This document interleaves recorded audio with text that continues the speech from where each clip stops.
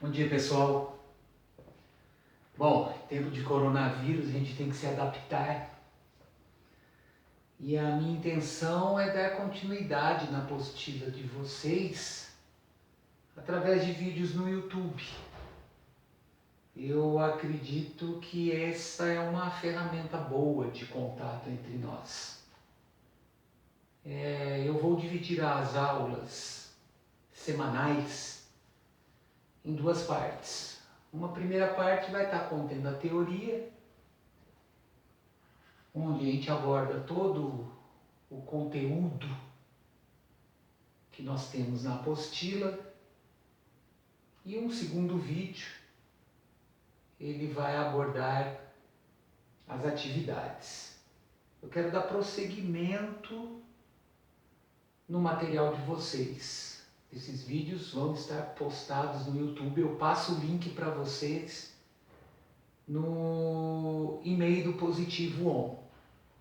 Bom, sem perder tempo, vamos fazer o seguinte. Lá no volume 9 de vocês, da apostila 9, capítulo 17, nas páginas 16 a 22, nós iremos estudar os conceitos fundamentais da ondulatória. Então, a primeira coisa que eu tenho que determinar é o conceito de ondulatória. Bom, ondulatória é a parte da física que estuda as ondas, ou seja, qualquer perturbação, essa perturbação a gente tem que entender como pulso que se propaga em um meio. Chamamos de fonte qualquer objeto que possa criar ondas. A onda é somente energia, pois ela só faz a transferência de energia cinética da fonte para o meio. Então, uma coisa que tem que ficar clara é que onda não propaga matéria. Onda só propaga energia. Tudo bem? Bom, onda. Podemos definir onda como uma variação de uma grandeza física que se propaga no espaço. É um distúrbio que se propaga e pode levar sinais ou energia de um lugar para o outro. Então, de uma maneira geral, onda é energia em movimento. Objetos com movimento periódicos são geradores de onda, que nós temos um exemplo da propagação da onda no diafragma de um alto-falante. Observe que o movimento do diafragma é periódico. Esse movimento periódico vai causar perturbações no meio, que são os pulsos, que vão gerar as ondas. Bom, dentro do estudo das ondas, a gente tem que classificá-las. A gente classifica as ondas em relação à direção de vibração, à natureza e à direção de propagação. Bom, quanto à direção de vibração, nós temos dois tipos de ondas: as ondas longitudinais e as ondas transversais. Bom, ondas longitudinais são aquelas em que a vibração, ou seja, o pulso, ocorre na mesma direção do movimento. Um exemplo de onda longitudinal são as ondas sonoras.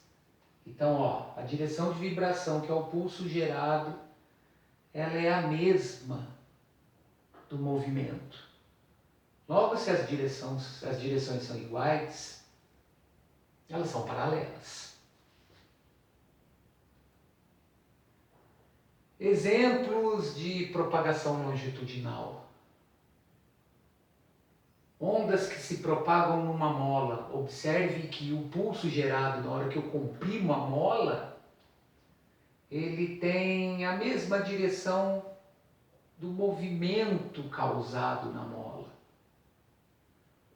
Um diapasão de garfo, na hora que eu gero o som no diapasão através de um toque, A perturbação gerada, o pulso gerado, que são essas partes onde o ar está mais comprimido e menos comprimido, eles terão a mesma direção do movimento da onda.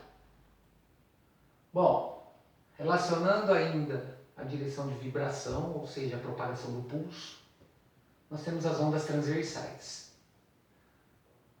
Uma onda e uma corda é um exemplo de onda transversal, pois quando a movimentamos no sentido vertical, né, a gente gera pulso no sentido de subir e descer, para cima e para baixo, uma onda se propaga pela corda na direção horizontal, da esquerda para a direita, por exemplo. Neste caso, cada ponto ao longo da corda realiza um movimento vertical perpendicular ao movimento da onda. Então, ó, se o agente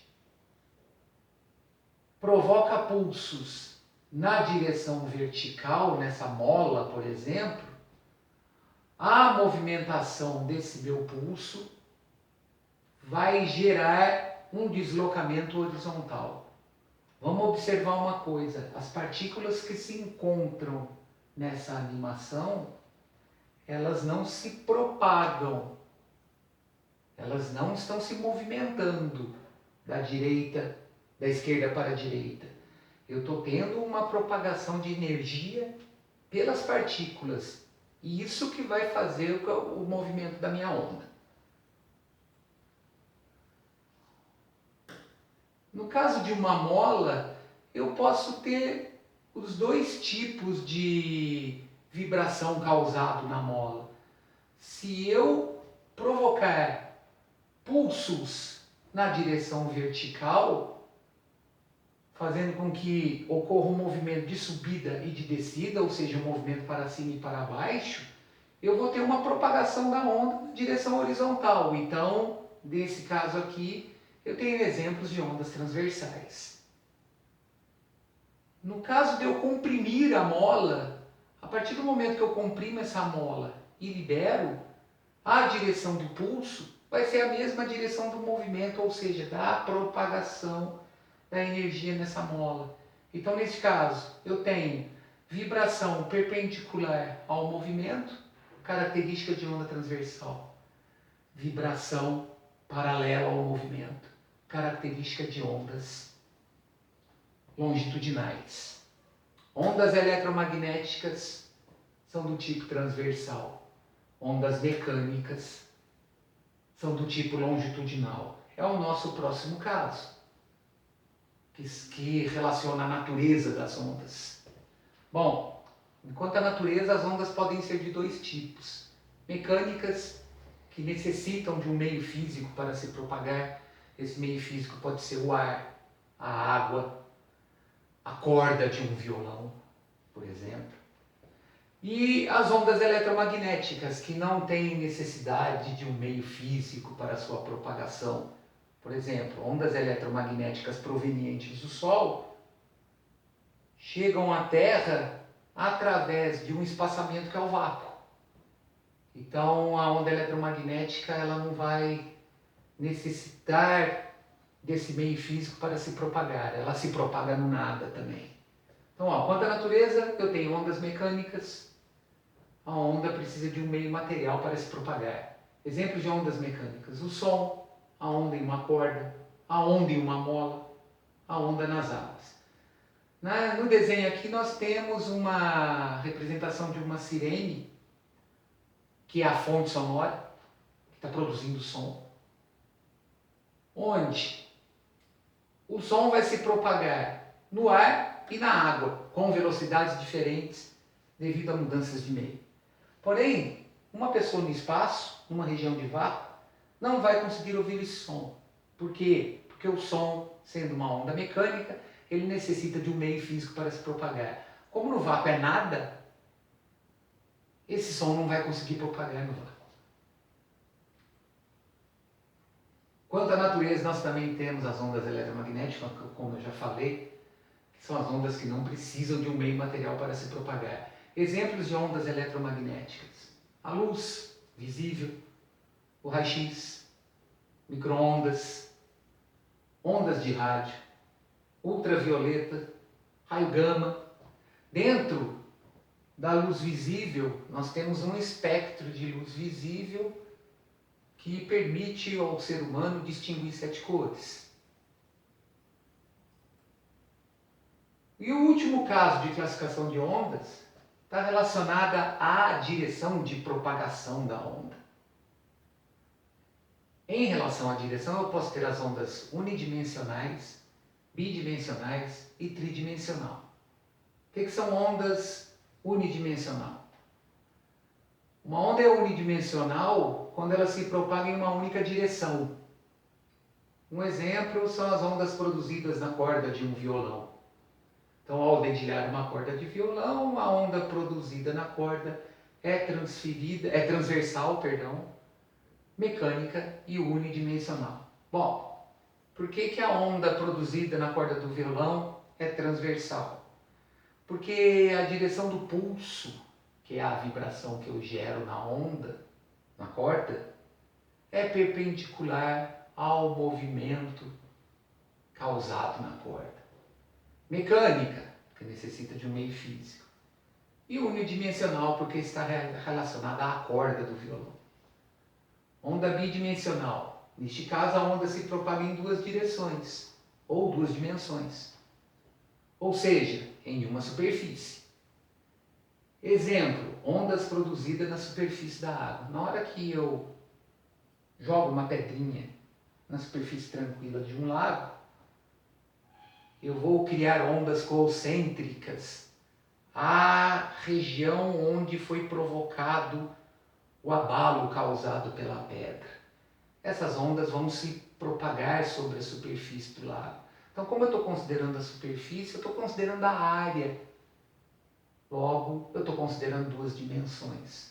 Então, ondas que se propagam na superfície da água são transversais, mecânicas e bidimensionais. Transversais por quê? Porque o pulso produzido na hora que essa pedra foi abandonada, ele é perpendicular à movimentação da água ao redor, ou seja, ele é perpendicular ao movimento causado por essa vibração. E ela é bidimensional devido ter sido causada na superfície do lago.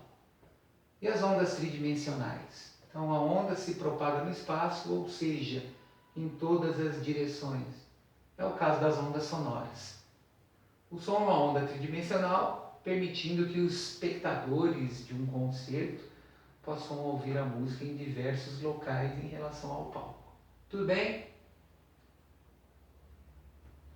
Elementos de uma onda. Os diversos tipos de ondas estudados na física apresentam diferentes elementos e características que estão representadas na figura a seguir. Bom, o que vai acontecer aqui? Uma sucessão de pulsos. No caso, nós vamos usar o exemplo de onda transversal. Tanto essa ideia vale para a onda transversal e vale para a onda mecânica, só que na transversal fica mais fácil de eu definir alguns conceitos devido à representação ser uma representação unidimensional. Então é mais fácil representar conceitos de onda numa onda transversal do que numa onda longitudinal, devido à condição de eu ter na representação de uma onda transversal um plano unidimensional. Bom, quais são as características que eu tenho numa onda? Quais são os elementos da onda? Os elementos são crista, vale, comprimento de onda e amplitude. E isso, volto a afirmar, serve para qualquer tipo de onda. Aqui fica mais claro da gente definir. Bom, o que vem a ser a crista? Crista corresponde a qualquer ponto da onda acima de sua linha central, essa daqui, ó, essa linha horizontal aqui, e cujo afastamento seja máximo em relação a essa linha. Então, por exemplo, se eu tiver a propagação de um ponto sobre essa forma de onda neste local aqui, eu não tenho afastamento máximo em relação à linha central. Então esse ponto aqui não me representa a crista. O ponto que vai me representar a crista é o ponto que está a maior distância da linha central. Como esse movimento é periódico e a velocidade de propagação da onda é constante, eu vou manter constante a altura dessas cristas, que vai estar relacionada à amplitude, que nós vamos ver daqui a pouco. Então, ó, no caso de eu ter o afastamento máximo de um ponto acima de sua linha central, eu vou ter a crista. O vale é o contrário. O vale corresponde a qualquer ponto da onda abaixo de sua linha central e cujo afastamento seja máximo em relação a essa linha. Ou seja, o vale vai ser a maior distância que eu terei em relação à linha central na parte inferior do pulso. Amplitude de uma onda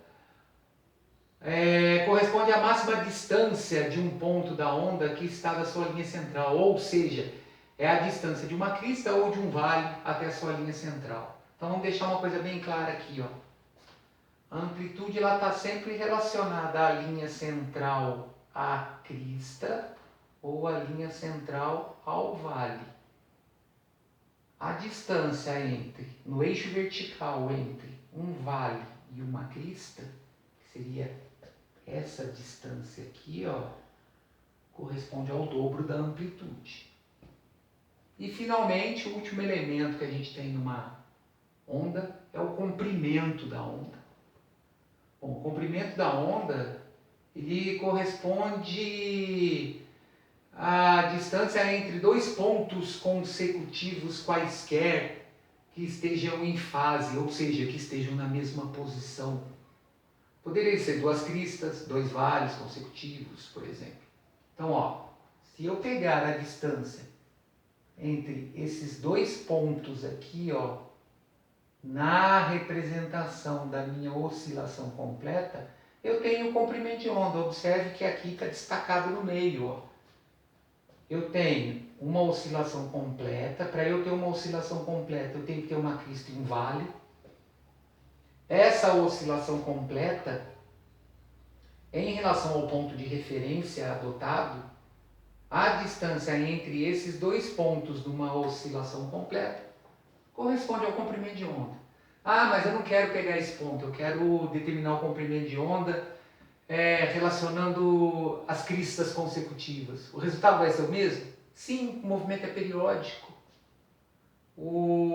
Quem determina o comprimento da onda é a frequência no qual esse pulso é gerado. Nós vamos ver daqui a pouco que é sempre de maneira inversamente proporcional. Então, ó, eu tenho crista, crista. Observe que duas cristas estão em fase. Então, a distância entre essas duas cristas consecutivas corresponde a esse mesmo comprimento de onda aqui. Ou a distância entre dois vales consecutivos vai corresponder a esse mesmo comprimento de onda. Bom, então como nós relacionamos o comprimento da onda e para eu ter esse comprimento de onda decorre-se um tempo qualquer, eu posso associar a esse comprimento e a esse tempo uma velocidade, que vai representar a velocidade de propagação da onda. Bom, considerando as definições vistas anteriormente e analisando uma onda que se propaga em determinado meio, para que ela percorra um deslocamento escalar equivalente a um comprimento de onda, o intervalo de tempo corresponde a um período. Supondo que a velocidade de propagação de uma onda é constante, a velocidade em qualquer instante é igual à velocidade média. Então o legal aqui é o seguinte, ó, vamos analisar esse trecho da minha onda aqui. Observe que, como eu tenho a formação de uma oscilação completa corresponde a um comprimento de onda. Para que eu tenha essa oscilação completa, foi necessário passar um intervalo de tempo qualquer. No estudo dos movimentos periódicos, quando um corpo realiza uma oscilação num intervalo de tempo qualquer, esse tempo é o período. Então observe, a distância percorrida, no caso da minha onda, numa oscilação completa, é o comprimento de onda. O tempo no qual esse corpo realizou essa oscilação completa é o período. Então, se eu posso usar a ideia de velocidade média, nós temos que, no estudo da velocidade média, a velocidade é a razão entre o espaço percorrido e o tempo. No nosso caso, o espaço percorrido é o comprimento de onda em relação a um período. E o tempo é o próprio período. Bom, o que nós vimos nas aulas anteriores? Que para eu determinar a frequência de um movimento periódico, eu calculo essa frequência relacionando o inverso do período. Então, observe, como o inverso do período é igual à frequência, temos a equação fundamental da ondulatória. Guardem isso, isso é importante. Velocidade de propagação de uma onda em um meio. Ela vai relacionar o comprimento da onda e a frequência de oscilação dessa onda. Comprimento da onda dado em metros, frequência dada em hertz, que é o inverso do segundo, eu tenho a velocidade em metros por segundo no sistema internacional. Então, ó, a velocidade de propagação de uma onda depende do meio que ela se propaga. Isso é muito importante. Assim, para determinado meio, aumenta-se a frequência, o comprimento de onda vai diminuir proporcionalmente. Ou seja, frequência e comprimento de onda, como estão relacionadas na forma de produto, são grandezas inversamente proporcionais. Tá? Então, por exemplo, na hora que uma pessoa fora de uma piscina conversa com alguém,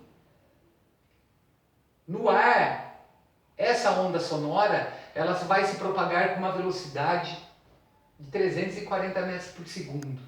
Quem está dentro d'água, quem está mergulhado na água, vai ouvir esse som de uma maneira diferente devido à mudança de meio. Nós vamos estudar mais para frente esse fenômeno é conhecido como refração. Então, como a água tem uma maior densidade do que o ar, ou seja, eu tenho uma maior facilidade para propagar esse som dentro da água, devido a eu ter uma maior quantidade de moléculas, a velocidade do som que essa pessoa está produzindo dentro da água vai aumentar. Ela vai ser em torno de 1450 metros por segundo. Porém, o interessante é o seguinte, a frequência não muda, porque quem está falando, se a pessoa manter um tom na voz, ela não vai mudar a frequência. Então, o que muda? Muda-se o comprimento de onda, devido a essa variação de velocidade. Tá? Como dentro da água a velocidade é maior, considera-se que o comprimento de onda dentro da água é maior do que o comprimento de onda fora dela, tá? No caso no ar. Então, olha lá, ó, a velocidade de propagação de uma onda depende do meio em que se propaga. Assim, para determinado meio, aumenta-se a frequência. Se eu aumento a frequência, mantendo essa velocidade constante, isso tem que ficar claro, o comprimento de onda diminui proporcionalmente. Em outros termos, a frequência de uma onda e seu comprimento de onda são grandezas inversamente proporcionais, supondo as características do meio de propagação constantes. A velocidade mostrada, né, nessa relação que eu tenho comprimento de onda vezes frequência, a velocidade mostrada na relação anterior é a de propagação da onda e não da vibração dos pontos do meio. Foi o que eu acabei de falar da pessoa conversando fora da água. Essa velocidade depende do meio no qual a onda se propaga. Ou seja, para diferentes meios, pode haver diferentes velocidades de propagação. Exemplo, O som se propaga no ar com uma velocidade de aproximadamente 340 metros por segundo e na água com uma velocidade de 1450 metros por segundo. Bom, no caso de ondas que se propagam em cordas tensionadas, a velocidade de propagação de um pulso depende de dois fatores. Da tensão aplicada na corda, né? Quanto mais esticada estiver essa corda, maior vai ser a velocidade de propagação. Então, quanto maior for a tensão, maior é a velocidade de propagação na corda. E da densidade linear da corda, ou seja, o que seria isso? Quanto maior é a densidade linear, menor é a velocidade de propagação. Essa densidade linear está relacionada à massa pela unidade de comprimento, ou seja, quanto mais grossa a corda, mais difícil de propagar a onda nessa corda. Bom, a equação que permite determinar a velocidade de propagação de ondas em cordas é denominada relação de Taylor, em homenagem ao matemático e físico britânico Buck Taylor.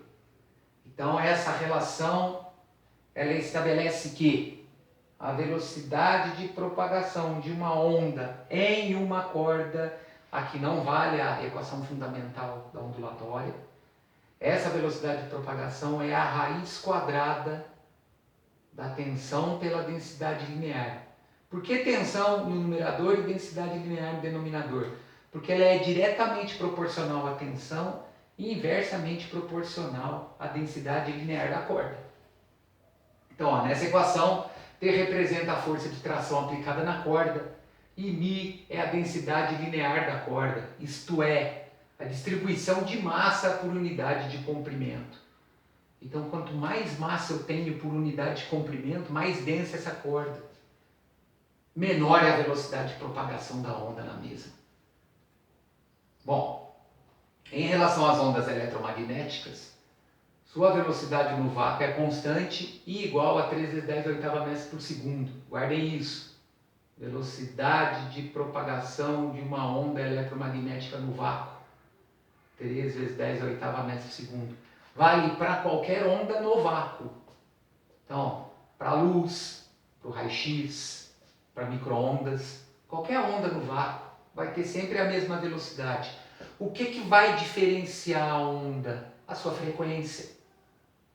Então, o tipo de onda vai estar sempre relacionado à frequência.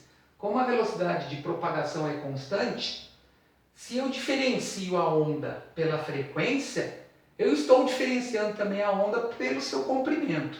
Tá? Então vejam, neste caso a frequência ou comprimento de onda no vácuo, que pode ser obtido pela equação fundamental da ondulatória, V igual a lambda vezes F, pode ser utilizada para dividir as ondas eletromagnéticas em faixas em que a propriedade da onda sejam similares. Por exemplo, as ondas de raio-x são aquelas ondas eletromagnéticas com frequência entre 10 a 17 e 10 a 19 Hz aproximadamente. Então, nós temos um espectro de frequência aqui que estabelece as diferentes ondas eletromagnéticas na sua faixa de frequência e comprimento de onda no vácuo. Observe que para as menores frequências, 10 a quinta, 10 a sexta, 10 a sétima, que relaciona a onda de rádio, eu tenho os maiores comprimentos de onda. Então, o que acontece? A variação aqui é de forma inversa. Conforme eu vou aumentando a frequência da onda eletromagnética, eu vou diminuindo o comprimento de onda. Como é que eu analiso isso? Como é que eu enxergo isso? A distância entre duas cristas consecutivas, né, que está aqui na horizontal, essa distância daqui e aqui, ela vai ficando cada vez menor. Olha lá, essa distância aqui, entre esses dois pontos é menor que essa daqui é menor que essa daqui, ou seja, eu vou aumentando a frequência, eu vou diminuindo o comprimento de onda. Bom, essa é a parte teórica desse nosso primeiro momento. No próximo vídeo, nós iremos resolver as atividades. Tudo bem, pessoal? Obrigado pela atenção.